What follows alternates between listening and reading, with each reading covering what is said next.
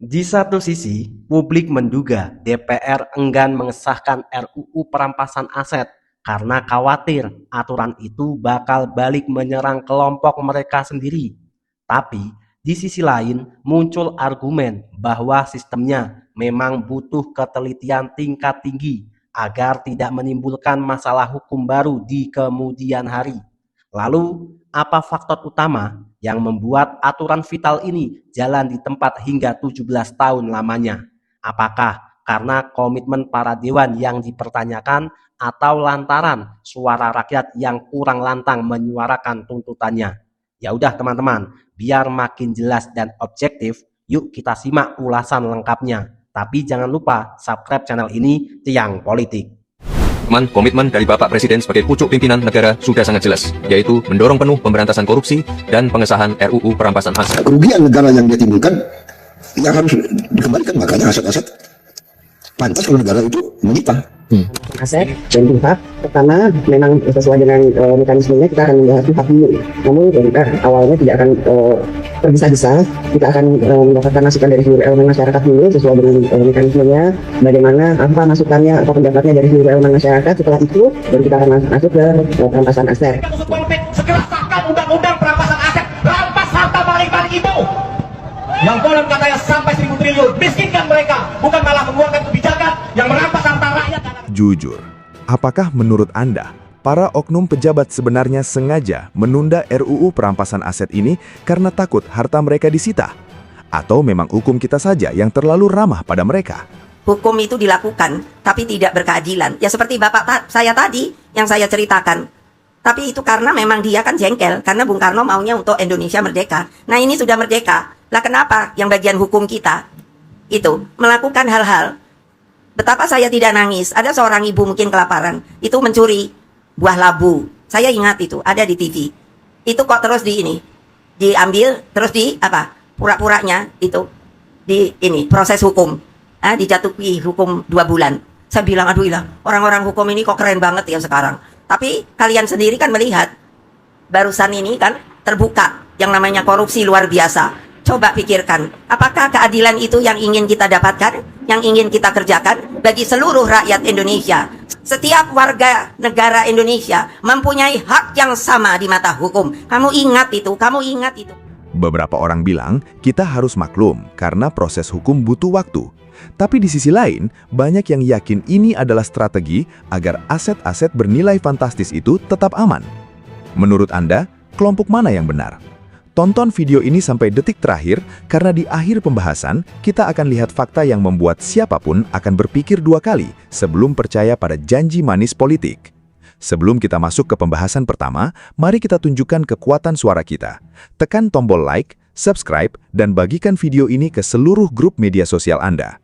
Tepat di momen setelah kita memperingati kemerdekaan Indonesia yang ke-81 ini, mari kita buktikan bahwa setelan persatuan rakyat kecil tidak pernah padam. Kita bersatu untuk menolak segala bentuk praktik korupsi, kesewenang-wenangan oknum, dan ketidakadilan yang merugikan bangsa ini. Sekarang, absen di kolom komentar. Dari kota atau daerah mana Anda menonton video ini?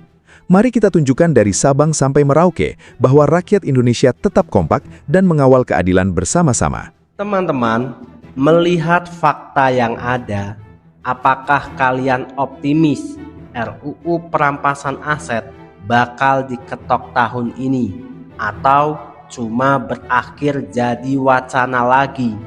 Coba tumpahkan pendapat kalian di kolom komentar. Mari kita kawal bersama. Misteri waktu yang tertunda dalam pembahasan RUU perampasan aset selalu menjadi teka-teki yang menarik untuk dibahas. Jika kita bicara soal hukum, satu hal yang paling krusial adalah masalah waktu. Bagi masyarakat kecil, waktu sangat berkaitan erat dengan keberlangsungan hidup. Setiap detik yang berlalu adalah perjuangan untuk mencari nafkah, membayar tagihan, hingga memastikan dapur tetap ngebul. Namun, di panggung politik, ukuran waktu bisa mendadak menjadi sangat relatif. Aturan mengenai penyitaan aset hasil tindak pidana korupsi ini sebenarnya bukan gagasan yang baru muncul kemarin sore. Pembahasannya sudah memakan waktu hingga belasan tahun, sebuah rentang waktu yang sangat panjang jika dibandingkan dengan umur perjalanan regulasi lainnya. Sepanjang perjalanan itu, masyarakat terus disuguhkan alasan yang relatif sama, seperti perlunya kajian yang lebih mendalam, harmonisasi antar lembaga, hingga padatnya agenda prioritas di parlemen. Namun, disinilah letak ironi yang sering dipertanyakan oleh publik. Ketika ada regulasi yang berkaitan erat dengan kemudahan investasi, aturan kelembagaan, atau kepentingan sektor bisnis, proses pembahasannya seringkali bisa selesai dalam hitungan bulan, bahkan minggu. Kecepatan ini tentu mengundang tanda tanya besar di tengah masyarakat awam. Mengapa untuk aturan yang bisa menyelamatkan uang negara dan memiskinkan oknum koruptor, jalannya justru terasa sangat lambat dan penuh dengan liku-liku? Pertanyaan dasar yang kemudian muncul di benak publik adalah, apa yang sebenarnya membuat proses ini begitu rumit? Apakah karena materi hukumnya yang terlalu kompleks, ataukah ada kekhawatiran tersendiri jika aturan ini benar-benar diberlakukan secara sah? Regulasi perampasan aset ini pada dasarnya dirancang agar negara bisa mengambil kembali harta hasil kejahatan secara langsung tanpa harus menunggu proses peradilan pidana yang berbelit-belit. Artinya, siapapun yang memiliki kekayaan tidak wajar dan tidak bisa membuktikan asal-usulnya, hartanya berpotensi disita oleh negara. Bagi rakyat kecil, aturan ini adalah angin segar dan harapan besar untuk penegakan keadilan. Namun bagi pihak-pihak yang terbiasa memanfaatkan celah hukum, keberadaan aturan tegas seperti ini tentu bisa menjadi ancaman yang nyata. Inilah mengapa keraguan publik makin membesar. Ketika janji manis untuk memberantas korupsi terus diucapkan saat kampanye, namun giliran aturan kuncinya mau disahkan prosesnya malah tersendat, wajar saja jika masyarakat merasa ada jarak yang sangat jauh antara janji politik dan realisasi di lapangan. Gerakan rakyat tak lagi bisa dibendung. Suara dari para aktivis dan mahasiswa makin nyaring menuntut RUU perampasan aset segera disahkan demi memiskinkan para koruptor tanpa sisa. Teman-teman, jika kalian setuju harta haram mereka dirampas negara, coba ketik dukungan kalian di kolom komentar. Mari kita berdiskusi bersama-sama. Kontras kehidupan antara masyarakat biasa dan para pemangku kebijakan seringkali memperlihatkan dua jurang realitas yang sangat berjauhan. Di satu sisi, kita melihat bagaimana jutaan rakyat kecil harus memeras keringat setiap hari hanya untuk bertahan hidup di tengah kondisi ekonomi yang serba tidak pasti. Ketika harga barang-barang kebutuhan pokok terus merangkak naik, beban hidup terasa makin menjepit piring makan keluarga. Mulai dari harga beras, minyak goreng, bahan bakar, hingga tarif listrik, semuanya menuntut masyarakat untuk pandai-pandai mengencangkan sabuk pengaman ekonomi mereka. Bagi seorang pekerja harian, pedagang kecil, atau buruh lepas, tidak ada istilah menunda pekerjaan. Jika hari ini mereka tidak bekerja, maka hari ini pula tidak ada penghasilan yang bisa dibawa pulang ke rumah untuk menyuapi anak dan istri. Di tengah perjuangan hidup yang begitu berat itu, masyarakat senantiasa diminta untuk bersabar, memahami situasi nasional, dan terus bergotong royong menanggung beban pembangunan. Doktrin untuk hidup hemat dan prihatin seolah-olah menjadi kewajiban tunggal yang dibebankan kepada rakyat kecil. Namun, pertanyaan besar yang kerap mengusik rasa keadilan publik adalah, apakah semangat keprihatinan yang sama juga dijalankan oleh mereka yang duduk di kursi kekuasaan dan menikmati fasilitas negara? Ketika kita mengalihkan pandangan ke panggung elit politik, pemandangan yang tersaji justru seringkali berkebalikan secara dramatis. Di saat rakyat harus mengantre untuk mendapatkan bantuan sosial atau berjuang keras mencari lapangan kerja yang kian terbatas, publik justru disuguhkan tayangan atau berita tentang gaya hidup mewah para oknum pejabat. Mulai dari penggunaan kendaraan dinas bernilai fantastis, perjalanan luar negeri dengan dalih studi banding yang efektivitasnya dipertanyakan, hingga agenda rapat kerja di hotel-hotel berbintang 5 yang menelan anggaran tidak sedikit. Semua fasilitas mewah tersebut, perlu kita ingat bersama, dibiayai secara langsung dari setiap rupiah pajak yang disetorkan oleh rakyat dari hasil keringat mereka sendiri. Ironi ini terasa semakin menyengat ketika kita melihat bagaimana respon para pemangku kebijakan dalam menanggapi keluhan masyarakat. Saat rakyat menjerit karena kesulitan memenuhi kebutuhan hidup dasar, jawaban yang sering terdengar dari panggung formal adalah imbauan untuk memaklumi kondisi global atau janji-janji manis yang direalisasikan entah kapan.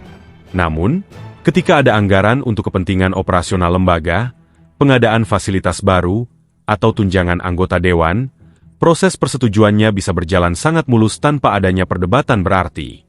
Perbedaan perlakuan yang sangat mencolok ini menciptakan sebuah ruang hampa kepercayaan, di mana masyarakat merasa bahwa aspirasi mereka hanya dibutuhkan setiap 5 tahun sekali ketika musim pemilihan umum tiba. Kondisi sosial yang penuh dengan kesenjangan ini diperparah lagi oleh lambatnya penanganan kasus-kasus kebocoran anggaran dan praktik korupsi di lingkungan pemerintahan. Setiap kali ada pengungkapan kasus korupsi berskala besar yang melibatkan oknum pejabat tinggi, publik disajikan pemandangan nilai kerugian negara yang angka rupiahnya sangat fantastis, mencapai puluhan hingga ratusan triliun rupiah.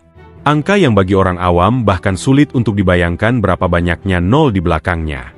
Bayangkan jika uang negara sebanyak itu tidak ditilep oleh oknum yang tidak bertanggung jawab, berapa banyak sekolah yang bisa diperbaiki, berapa banyak fasilitas kesehatan gratis yang bisa dibangun, dan berapa banyak subsidi pangan yang bisa disalurkan untuk meringankan beban rakyat miskin. Sayangnya, dalam penegakan hukum yang ada selama ini, vonis yang dijatuhkan kepada para pelaku kejahatan anggaran seringkali terasa tidak sebanding dengan penderitaan yang harus ditanggung oleh seluruh rakyat akibat perbuatan mereka. Banyak pelaku yang setelah menjalani hukuman kurungan beberapa tahun, yang kerap mendapat potongan masa tahanan atau fasilitas kamar yang relatif nyaman, bisa keluar dan kembali menikmati sisa harta kekayaan hasil kejahatannya. Harta hasil penyalahgunaan wewenang tersebut tidak jarang telah dialihkan, disembunyikan atas nama keluarga, atau diinvestasikan ke dalam bentuk aset-aset lain yang sulit terjangkau oleh mekanisme hukum konvensional. Disitulah letak titik krusial, mengapa keberadaan aturan perampasan aset menjadi sangat ditakuti oleh mereka yang berniat jahat pada uang rakyat. Dalam sistem penegakan hukum biasa, fokus utama seringkali hanya pada pemberian hukuman badan atau penjara. Padahal bagi para pelaku kejahatan finansial berskala besar, yang paling menakutkan sebenarnya bukanlah kehilangan kebebasan sementara, melainkan ketika seluruh kekayaan tidak sah yang mereka kumpulkan puluhan tahun disita habis oleh negara sampai tidak tersisa sama sekali. Ada pepatah informal yang berkembang di tengah masyarakat, bahwa para pelanggar hukum tersebut mungkin tidak takut dipenjara, tapi mereka sangat takut dimiskinkan. Ketika regulasi yang berpotensi memiskinkan dan memperteli seluruh aset ilegal tersebut terus-menerus tertahan dan tidak kunjung disahkan, wajar jika prasangka publik makin liar. Masyarakat awam mulai menghubungkan benang merah antara gaya hidup glamor para oknum pejabat, keengganan mereka untuk bersikap transparan soal asal-usul harta kekayaan, dan lambatnya pembahasan aturan perampasan aset ini. Apakah penundaan ini murni karena kendala teknis pembuatan undang-undang? Ataukah ada semacam upaya untuk melindungi zona nyaman dan menyelamatkan tabungan masa depan para oknum yang khawatir suatu hari nanti kekayaan tak wajarnya akan diusut hingga ke akar-akarnya? Kenyataan ini menempatkan rakyat kecil pada posisi yang sangat dilematis. Di satu sisi, rakyat dituntut untuk selalu taat aturan, membayar pajak tepat waktu, dan mematuhi seluruh regulasi yang dibuat oleh pemerintah. Jika rakyat biasa melakukan pelanggaran kecil, sanksi hukum dapat bekerja dengan sangat cepat dan tegas tanpa ampun. Namun di sisi lain, ketika aturan yang bertugas mengawasi, membatasi, dan menindak ketidakjujuran para penguasa itu sendiri hendak diberlakukan, prosesnya mendadak menjadi sangat berbelit-belit dan penuh pertimbangan. Kesenjangan perlakuan hukum dan kontrasnya kualitas hidup antara elit dan rakyat ini tidak boleh dibiarkan menjadi hal yang dianggap biasa atau dimaklumi begitu saja. Kebiasaan untuk memaklumi ketidakadilan hanya akan membuat mereka yang berada di tampuk kekuasaan merasa tidak tersentuh dan makin acuh terhadap penderitaan masyarakat di tingkat bawah. Rakyat perlu terus membuka mata dan menyadari bahwa setiap sen uang negara yang dikorupsi atau dihambur-hamburkan untuk hal yang tidak penting adalah hak rakyat yang direbut secara paksa. Kesejahteraan bersama tidak akan pernah terwujud selama hukum hanya tajam ke bawah untuk menindak rakyat kecil, namun tumpul dan ragu-ragu saat harus menindak ketidakjujuran yang terjadi di dalam gedung-gedung pemerintahan yang megah. Ketika kita memikirkan tentang sebuah struktur pemerintahan yang sehat, ada satu prinsip mendasar yang tidak boleh dilupakan. Kekuasaan politik pada dasarnya adalah sebuah kepercayaan atau mandat yang dititipkan oleh masyarakat. Jabatan publik, mulai dari anggota dewan, kepala daerah, hingga jajaran menteri dan pimpinan lembaga, bukanlah hadiah yang diberikan tanpa syarat, bukan pula warisan pribadi yang bisa dikelola sesuka hati. Setiap kewenangan yang melekat pada pimpinan tersebut bersumber dari kesepakatan bersama seluruh elemen bangsa yang menginginkan kehidupan yang lebih adil, makmur, dan beradab. Namun, dalam praktik kehidupan berbangsa sehari-hari, makna dari mandat publik ini seringkali mengalami pergeseran yang cukup serius. Ketika seseorang telah menduduki kursi kekuasaan, ada kecenderungan untuk merasa bahwa posisi tersebut adalah hak milik yang kebal dari pengawasan. Pengabaian terhadap aspirasi rakyat seringkali terjadi secara perlahan tapi pasti. Ketika jutaan warga menyuarakan harapan agar hukum ditegakkan secara adil dan ruang gerak bagi tindakan tidak jujur ditutup rapat, Suara-suara tersebut tidak jarang hanya dianggap sebagai angin lalu yang hilang tertiup angin politik. Disinilah letak kerapuhan utama dari sebuah sistem yang mulai kehilangan arah. Ketika lembaga yang seharusnya menjadi wadah penampung aspirasi justru tanpa berjarak dengan kenyataan yang dihadapi warga di tingkat tapak, maka nilai legitimasi atau tingkat kepercayaan publik secara otomatis akan terus tergerus. Legitimasi bukanlah sesuatu yang sifatnya permanen atau bisa dipaksakan hanya melalui formalitas aturan.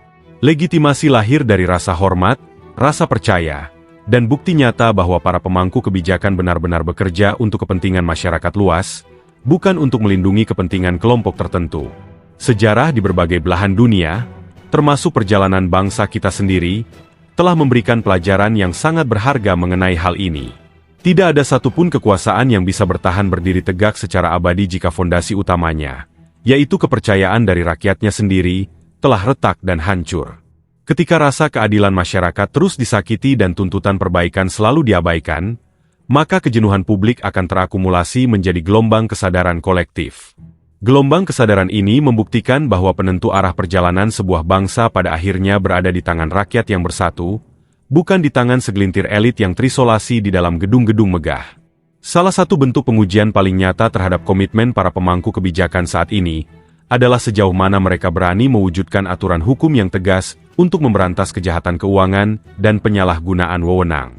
Keberadaan aturan mengenai penyitaan aset hasil tindakan ilegal merupakan simbol apakah negara benar-benar hadir untuk melindungi kekayaan publik, atau justru ragu-ragu dalam menghadapi pelanggaran yang terjadi di tingkat atas. Selama regulasi yang sangat dibutuhkan ini terus dibiarkan mengambang tanpa kejelasan, selama itu pula masyarakat memiliki alasan yang sah untuk terus mempertanyakan komitmen dan keseriusan dari para pembuat kebijakan. Penting bagi kita sebagai warga negara untuk menyadari bahwa sikap acuh tak acuh, atau sikap berserah diri pada keadaan, adalah hal yang ingin dimanfaatkan oleh oknum-oknum yang tidak bertanggung jawab. Ketika masyarakat merasa tidak berdaya dan memilih untuk diam, ruang untuk melakukan tindakan yang merugikan publik justru akan semakin terbuka lebar. Oleh karena itu, membangun kesadaran bersama dan menjaga konsistensi dalam mengawal setiap kebijakan publik adalah langkah yang sangat krusial. Pengawasan dari masyarakat bukanlah bentuk permusuhan terhadap pemerintah, melainkan bentuk kepedulian yang paling nyata agar perjalanan bangsa ini tetap berada di jalur yang benar sesuai dengan cita-cita awal pembentukannya. Langkah untuk mengawal perubahan tidak selalu harus dimulai dari tindakan-tindakan besar yang rumit. Keberanian untuk mencari informasi yang benar, memahami isu-isu hukum dan ekonomi secara objektif, serta membagikan pemahaman tersebut kepada lingkungan sekitar adalah bentuk kontribusi yang sangat berharga.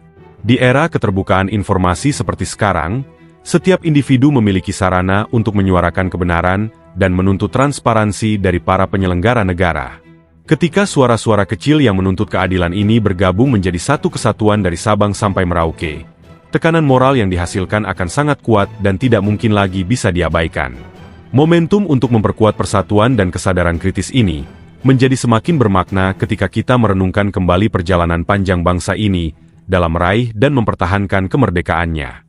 Kemerdekaan yang telah kita nikmati selama puluhan tahun bukanlah sekadar kebebasan dari penjajahan fisik di masa lalu, melainkan kebebasan untuk mendapatkan keadilan sosial, kesejahteraan yang merata, dan pengayoman hukum yang setara bagi seluruh lapisan masyarakat. Membiarkan praktik-praktik penyalahgunaan wewenang dan pembocoran anggaran terus berjalan sama saja dengan mencederai arti dari kemerdekaan itu sendiri. Masa depan dari penegakan hukum dan kesejahteraan di negeri ini sangat bergantung pada sikap yang diambil oleh masyarakatnya hari ini. Apakah kita akan tetap menjadi penonton yang pasif ketika aturan hukum dimainkan? Ataukah kita memilih untuk menjadi warga negara yang aktif dan kritis dalam menuntut pertanggungjawaban dari para pemegang mandat kekuasaan? Pilihan tersebut ada di tangan kita masing-masing. Namun satu hal yang pasti, perubahan menuju kebaikan tidak pernah datang dengan sendirinya tanpa adanya usaha, keberanian, dan persatuan yang kokoh dari seluruh rakyat yang menginginkan Indonesia yang bersih, adil, dan bermartabat. Setiap kali bulan Agustus tiba dan kita melangkah melewati peringatan Hari Ulang Tahun Kemerdekaan Republik Indonesia yang ke-81, ada perasaan haru yang berbaur dengan harapan mendalam di dalam dada setiap rakyat kecil. Kemerdekaan yang telah kita nikmati selama lebih dari 8 dekade ini adalah warisan mahal yang ditebus dengan darah, keringat, dan pengorbanan para pahlawan bangsa. Namun, bagi masyarakat awam yang saban hari berjuang di garis depan kehidupan, Makna kemerdekaan tidak sekadar berhenti pada pengibaran bendera merah putih atau kemeriahan panggung perayaan di sudut-sudut kampung. Bagi rakyat kecil, mulai dari petani yang mencangkul di sawah, buruh yang memeras keringat di pabrik, pedagang kaki lima yang bertahan di trotoar, hingga para pekerja harian yang mengandalkan rizki esok hari, kemerdekaan yang sejati adalah ketika kita semua bisa merasakan keadilan yang merata. Kemerdekaan adalah saat hukum berdiri tegak tanpa pandang bulu, saat uang pajak yang dikumpulkan dari keringat rakyat benar-benar kembali untuk kesejahteraan bersama, dan saat bumi Indonesia benar-benar bersih dari cengkeraman praktik korupsi. Di tengah dinamisnya situasi politik dan berbagai kabar mengenai penyalahgunaan wewenang yang seringkali menguji kesabaran publik, kami sebagai rakyat kecil memilih untuk tidak kehilangan harapan. Di balik kekecewaan yang kadang menghampiri, di dalam hati masyarakat yang paling dalam, masih ada keyakinan yang menyala. Kami percaya bahwa di negeri yang besar ini, masih banyak pejabat, pemimpin, dan wakil rakyat yang memiliki nurani bersih, berintegritas tinggi, serta tulus mengabdi untuk bangsa dan negara. Kepercayaan ini bukanlah hal yang tumbuh tanpa alasan. Kita semua meyakini bahwa tidak semua orang yang berada di dalam sistem kekuasaan itu berniat buruk. Masih banyak figur-figur pemimpin yang bekerja dalam diam, menolak godaan materi, dan terus berjuang demi kemaslahatan masyarakat luas. Kepada para pimpinan dan pejabat yang jujur, amanah, serta konsisten memegang teguh sumpah jabatannya, kami ingin menyampaikan rasa hormat dan apresiasi yang setinggi-tingginya. Kehadiran figur-figur bersih inilah yang menjadi pilar penopang harapan rakyat, agar tidak runtuh di tengah badai ujian bangsa. Harapan terbesar kami sebagai rakyat kecil setelah momentum HUT RI ke-81 ini, adalah melihat langkah nyata yang dapat membentengi uang rakyat dari tangan-tangan yang tidak bertanggung jawab. Salah satu wujud nyata yang sangat dirindukan oleh seluruh masyarakat, adalah hadirnya kepastian hukum melalui pengesahan Undang-Undang Perampasan Aset. Regulasi ini bukan sekadar lembaran naskah hukum biasa, melainkan instrumen kunci dan harapan besar bagi penegakan keadilan finansial di Indonesia. Dengan disahkannya aturan perampasan aset hasil tindak pidana korupsi, negara akan memiliki wewenang yang kuat dan tegas untuk mengambil kembali setiap rupiah harta ilegal yang direbut dari hak publik. Bagi orang awam, aturan ini memberikan pesan yang sangat jelas dan mendidik, bahwa tidak ada tempat bagi siapapun untuk memperkaya diri sendiri dengan cara yang melanggar hukum. Ketika instrumen hukum ini benar-benar diberlakukan secara sah dan adil, kita yakin bahwa niat buruk untuk menyalahgunakan anggaran negara dapat diredam secara signifikan, sehingga bumi Nusantara benar-benar bisa bernapas lega dan bebas dari jerat korupsi. Tentu saja, perjalanan menuju Indonesia yang bersih dari praktik korupsi membutuhkan keberanian politik dan dukungan moral dari seluruh lapisan masyarakat. Para pemimpin yang bersih dan berani berdiri di barisan depan penegakan hukum membutuhkan doa dan penguatan dari rakyat yang mereka bela. Oleh karena itu, di momen yang penuh dengan semangat kebangsaan ini, mari kita panjatkan doa yang tulus dari lubuk hati yang paling dalam untuk para pemimpin, pejabat, dan wakil rakyat yang senantiasa menjaga kebersihan jiwanya dari praktik ketidakjujuran. Semoga Tuhan Yang Maha Esa senantiasa melimpahkan kesehatan, kekuatan fisik maupun mental, serta keteguhan hati kepada beliau-beliau para pemimpin yang bersih. Semoga beliau semua selalu dilindungi dari segala bentuk godaan, ancaman, maupun perlawanan dari pihak-pihak yang tidak menginginkan negeri ini maju dan bersih. Diberikan kebijaksanaan dalam setiap pengambilan keputusan, serta diikhlaskan jalannya untuk terus membawa bangsa ini menuju kemakmuran yang berkeadilan. Keberadaan pemimpin yang sehat, berani, dan berintegritas adalah berkah terbesar bagi rakyat kecil yang merindukan naungan perlindungan yang adil.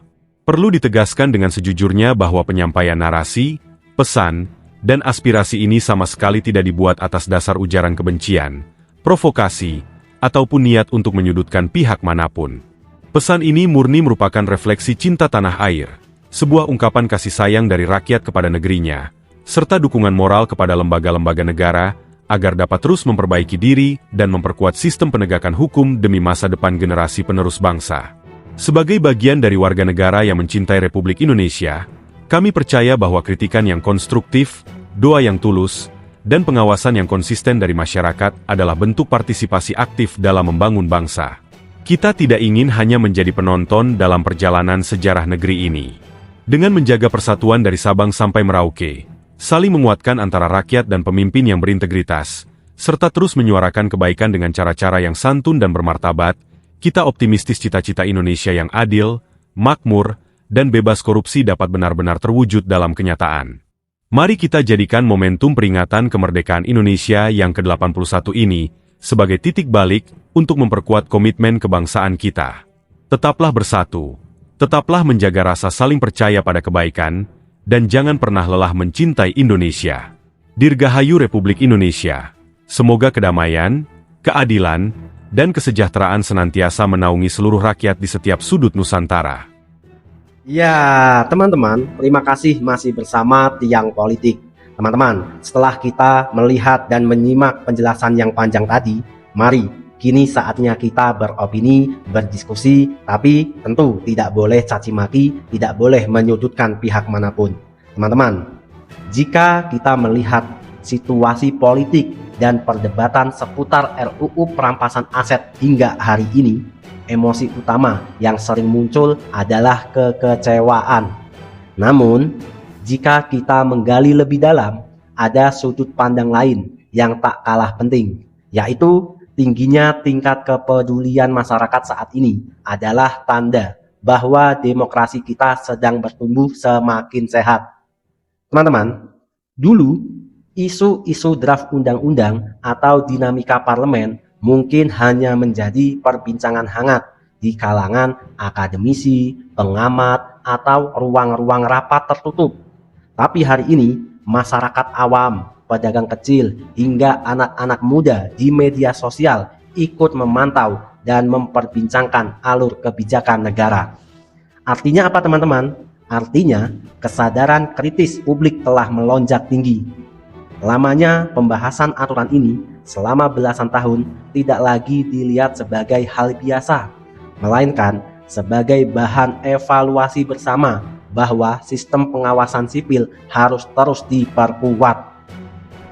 Teman-teman, opini mendasar yang perlu diperkuat di tengah masyarakat adalah pemahaman tentang pentingnya mekanisme pembuktian terbalik. Selama ini, beban pembuktian kasus korupsi seringkali bertumpu sepenuhnya pada aparat penegak hukum. Melalui semangat RUU perampasan aset, logika hukumnya menjadi lebih sederhana dan masuk akal bagi masyarakat awam. Jika seorang pejabat memiliki kekayaan yang luar biasa, yang jauh melebihi profil gaji resminya, maka pejabat tersebut wajib membuktikan dari mana asal-usul harta tersebut secara sah. Jika harta itu dapat dibuktikan asal-usulnya, negara menganggap harta itu harta yang sah dimiliki oleh pejabat itu. Tapi, jika harta itu tidak dapat dibuktikan asal-usulnya, negara berhak mengambil alih dan mengembalikan ke kas umum negara. Konsep ini, teman-teman, bukan bertujuan untuk menakut-nakuti pejabat, melainkan justru melindungi pejabat yang bersih dari fitnah. Pejabat yang bekerja secara tulus dan memiliki harta yang wajar tidak perlu merasa khawatir sedikit pun. Justru, aturan ini menjadi pemisah yang jelas antara mereka yang benar-benar mengabdi dengan oknum yang memanfaatkan jabatan demi memperkaya diri. Teman-teman, masyarakat menaruh harapan besar pada Presiden Prabowo untuk menjadi motor penggerak utama dalam pembenahan sistem ini. Karakter kepemimpinan yang tegas dan berani diharapkan dapat memberikan dorongan politik yang kuat agar hambatan-hambatan birokrasi dan perbedaan kepentingan di parlemen dapat segera dituntaskan. Teman-teman, masyarakat memahami bahwa pembuatan undang-undang memerlukan kehati-hatian untuk mencari jalan keluar yang terbaik agar tidak menimbulkan pasal karet. Namun, kehati-hatian tidak boleh dijadikan alasan untuk mengulur waktu tanpa batas. Target waktu yang jelas dan transparan adalah hal yang sangat dibutuhkan publik saat ini. Teman-teman, lembaga penegak hukum seperti kepolisian, kejaksaan, dan KPK diharapkan dapat makin solid ketika seluruh instrumen penegak hukum fokus pada menyelamatkan keuangan negara, maka pemulihan aset dapat berjalan jauh lebih efektif. Tapi kalau para instrumen penegak hukum ini saling sikut, saling begaduh, maka para mafia akan bertepuk tangan. Terus teman-teman, setiap hasil perampasan aset korupsi harus dikelola secara terbuka dan disalurkan kembali untuk program-program yang berdampak langsung pada rakyat kecil, seperti untuk memperbaiki fasilitas sekolah, untuk layanan kesehatan gratis, dan untuk infrastruktur pertanian dan perikanan. Teman-teman, menjaga kedaulatan dan kemajuan bangsa tidak bisa dilakukan dengan sikap saling menyalahkan secara berkepanjangan. Suara kritis rakyat harus tetap diimbangi dengan semangat persatuan dan rasa cinta tanah air. Kita melawan korupsi bukan untuk merusak negara, melainkan untuk memastikan bahwa Indonesia dapat berdiri tegak sebagai bangsa yang adil, yang makmur, dan berwibawa. Oleh karena itu teman-teman, mengkritik pemerintah itu adalah hal yang baik. Tapi ingat, mengkritik bukan merusak.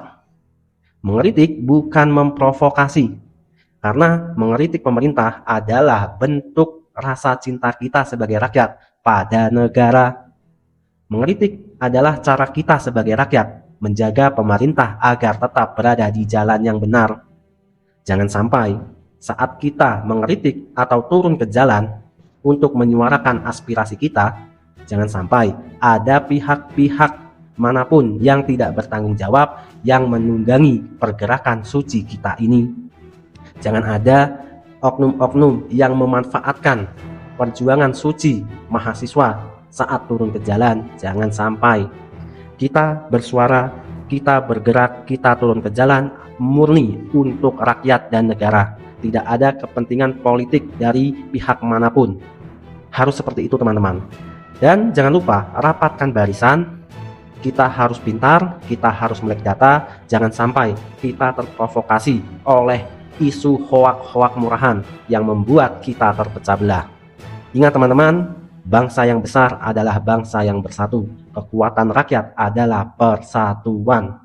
Jika rakyatnya bersatu, maka negara ini bisa sejahtera. Tapi kalau rakyatnya saling begaduh, maka para mafia dan pejabat korup akan bertepuk tangan di balik layar. Karena rakyatnya sibuk begaduh satu sama lain.